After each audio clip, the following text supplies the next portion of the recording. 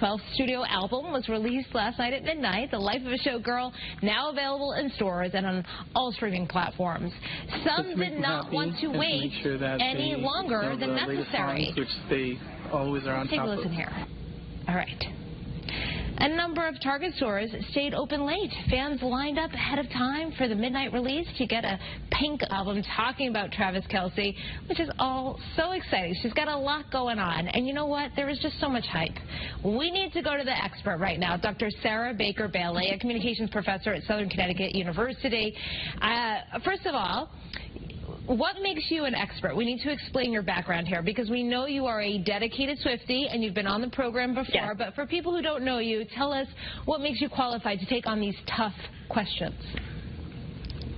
I have a background in communication with 3 degrees, a bachelor's, a master's, and a PhD, and I've just been a lifelong student of studying personal and close relationships. One of my specialties is interpersonal communication, and I'm just really fascinated about how we build connection and community with each other and maintain and sustain some of the most important relationships in our life. And Taylor Swift is kind of the queen of that, you know, building that relationship with her fans.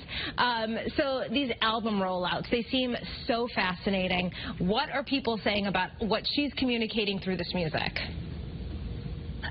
So we are all a bit taken aback, and this is normal for us. She will give us a concept, she will tease some lyrics, she will give us some visuals, and we will always incorrectly guess genre, tone, themes, everything, which I think is what makes the release at midnight so crazy with anticipation, because these last 2 album cycles, there's been no lead single. You haven't heard a bit of music until the whole thing is out, and then you listen to it in its entirety, and it's always completely unexpected, completely different from what we've been theorizing on the internet. What have you liked so far? I take it you've heard the whole thing? I've listened once, and then I'm going to the movie right after this, so that'll be my second time through. The Fate of Ophelia, not only a track 1, but the lead single off the album has me absolutely seated. I think it's been a while since we've felt so attached to a lead single.